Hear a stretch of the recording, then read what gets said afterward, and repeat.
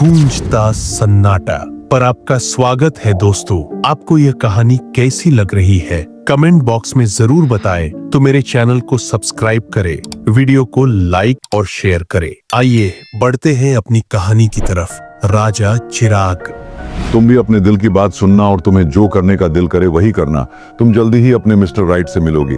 अपना ध्यान रखना और चाचा चाची को परेशान मत करना। राजकुमारी। जी पिताजी, पर जल्दी ही आइएगा। राजा चिराग चित्रा की पीठ को थपथपाते हुए आगे चले गए और चित्रा वही मूर्ति के पास खड़ी रहती है। दूसरा दृश्य घने जंगल में, जिसके वृक्ष ऐसे लग रहे थे मानो किसी अलग दुनिया के हो। यहाँ के इंसान भी अजीब थे। जो इंसान तो लगते थे पर उनमें जानवरों, पक्षियों, कीट पतंगों के लक्षण भी थे।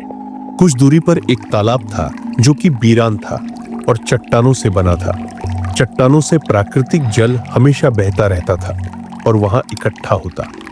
यहाँ पर एक युवक था जिसकी आंखें, शरीर का बनावट बिल्कुल इंसानों की तरह, परंतु कान, बाल भेड़िए की तरह थे। उसके गर्दन पर नीले रंग की धारियां दिख रही थी, मानो शरीर का ऊपरी परत फट रहा हो और दरारें पड़ रही हो। उसके शरीर से नीले रंग का धुआं निकल रहा था जो कि पूरे तालाब में फैला हुआ था। इसके कारण वो बहुत ही डरावना लगता था। तभी उससे एक चमकीली रोशनी निकली और उसे कमजोर करने लगी। उसने बहुत कोशिश की, उसे रोकने पर असमर्थ रहे। चमकीली रोशनी पानी को चीरते हुए निकल गई। तभी अचानक उसे नीली रोशनी निकली और एक लड़की दिखने लगी जिसके पास उसकी नीलमणि थी।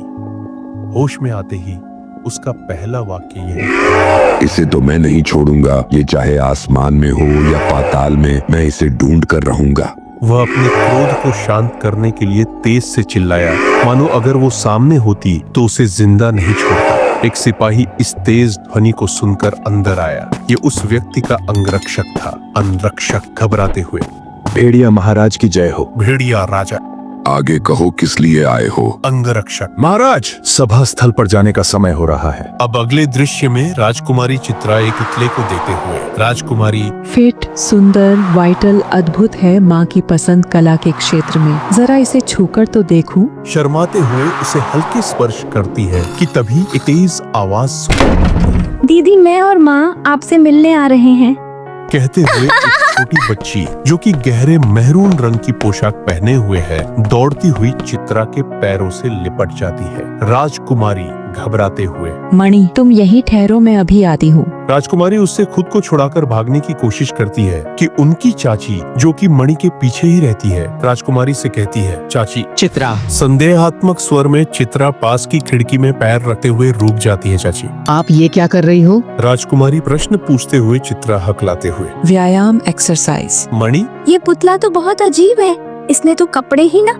इतना कहते ही महारानी चाची मणि की आंख बंद कर लेती है और नौकरों को पुतले को हटाने का इशारा करती है।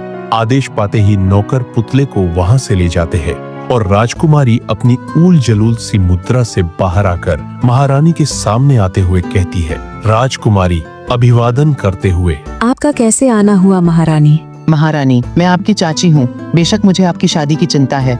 आपको हमने कितनी बार बुलाया, आप हमसे मिलने एक बार भी नहीं आई, इसलिए हमने सोचा आज हम ही आते हैं। और मैं और आपके चाचा यहाँ पर आपके लिए बहुत सारे राजकुमारों की तस्वीर लाए हैं। इनमें से जो आपको पसंद आए उन्हें चुन लीजिए। राजकुमारी मुंह बनाते हुए: इतनी भी क्या जल्दी है चाची? महारानी, आप 24 साल की हो जाएगी इस साल, आखिर हमें चिंता क्यों न हो। अधिकतर राज्य की लड़कियों की शादी 15 वर्ष में ही हो जाती है और आप है कि पता नहीं आपका विवाह करने का वक्त कब आएगा। आपके माता पिता ने आपकी जिम्मेदारी हमें सौंपी है। हम अपने कर्तव्यों से मुंह फेर कर भाग नहीं सकते। राजकुमारी कुछ कहती कि मणि बोल पड़ी: दीदी, आपकी उम्र से आधे की दीदियों की शादी हो चुकी है। हम आज यहाँ आए हैं तो आपके लिए लड़का चुनकर ही जाएंगे।